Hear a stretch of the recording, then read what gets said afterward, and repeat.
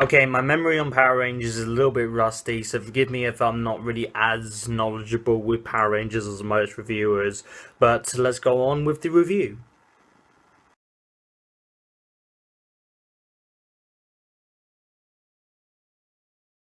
Hey guys, SuperBat257 here, and this is my review on Power Rangers. So the story of Power Rangers is that you have these 5 teenagers and they discover these rocks. They are alien technology, and it transforms them into like these superheroes of sorts, so that they wake up one morning, they're stronger than the average human being. And then Bryan Cranston as Zolov comes along and says that you are the Power Rangers, you need to protect the Earth, and that's why you're given these abilities, you have been chosen for this. So to start off, we'll go with the things that I really liked about the film. I was really impressed with the actors that got to play the Power Rangers, because I just thought they were just like these average good looking people that they found on the streets. They look like an attractive cast of CW show. I mean, you look at the Red Ranger, you tell me that does not look like Zac Efron. But, I was really impressed with the actors as well. Like, the actors performing them. Also, they gave them a lot of character as well in the film. With the Blue Ranger, the controversy around the Blue Ranger is that the Blue Ranger is in fact autistic, and they say it in the film. And if any of you guys don't know, I'm also autistic as well. I do have learning difficulties. But I thought that he really played the part well. For someone who is in fact autistic, I do actually know a lot about autistic, and he did play the part very well. Even the Red Ranger and the Pink Ranger as well. Those three were pretty much the Rangers that they really focus on in the film. And the other two are just there just to be like, we're in it. We're here. Yeah. Yeah. Power Rangers. You mainly really focus a lot on the Red Ranger, the Blue Ranger, and the Pink Ranger. Bryan Cranston as Zolok, like, this was the thing that really got me hooked into this new Power Rangers movie, is Bryan Cranston as Zolok. Bryan Cranston is one of my favourite actors working today. He's a fantastic actor, and if you want to know why Bryan Cranston is one of my favourite actors of all time, just go and watch Breaking Bad, because Breaking Bad is a fantastic show, and Bryan Cranston is unbelievable in Breaking Bad. And he was really great as Zolok as well. I'm going to explain what Zolok is in the films. Originally, Zolok was the Red Ranger. Originally, he was the Red Power Ranger, and then he got killed. So he becomes like this big, just massive head on a wall, and that's actually not going to be fun. I mean, just imagine just being a big, massive head on a wall. Hey, yeah, you know what, guys?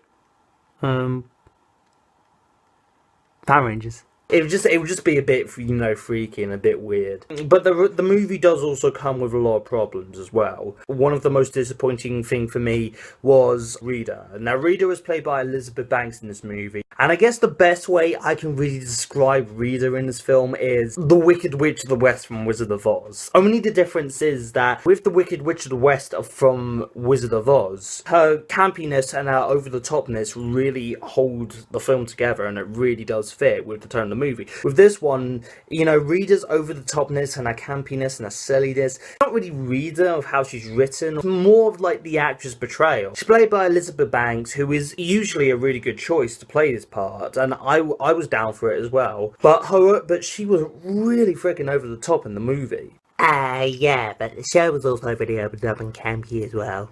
Yeah, but the only problem is that every single one of these actors in this movie is taking these roles seriously. So it's not really an excuse to just say that Rita, it's okay for the villain to be over the top when everyone else is just taking this really seriously. I mean, not too seriously. The movie does have a lot of jokes, which I was really surprised that the movie has. But when everyone else is taking this really seriously and taking this in like a new form of direction, it does get a little bit distracting and a little bit campy and a little bit weird. Also, the editing transitions as well. Like, there's editing transitions where they literally just cut from like one place and they just go straight to another. I mean, like how most films, usually the editing just to give the audience breath is usually you go from one scene and then you have like a helicopter shot showing like the house or the location, and that's just there to just give the audience breath of just the weakness so far, just to translate good, and it's also a good translation to the next scene as well. With this one, they just cut start from like one bit and they go to another. I mean, it doesn't happen a lot in the film, but it really gets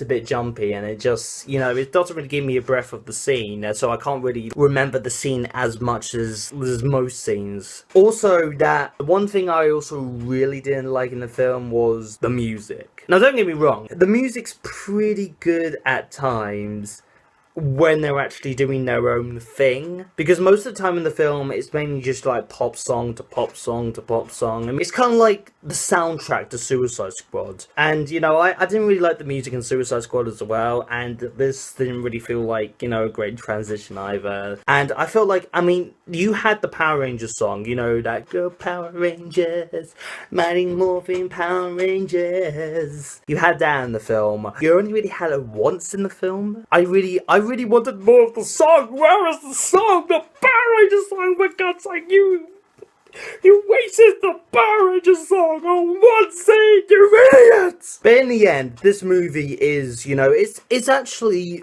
more than I pretty much wanted, because I've been asking for a more serious tone of Power Rangers for a long time, and this was a pretty good example of a serious Power Rangers movie. It just was a bit disappointing that Rita was just a bit over the top, and the editing transitions and the music, I thought the music could have been a lot more hyped up. But even still, this movie is pretty much what I wanted, you know. The acting's pretty much good from the Power Rangers, Bryan Cranston and Zorlok.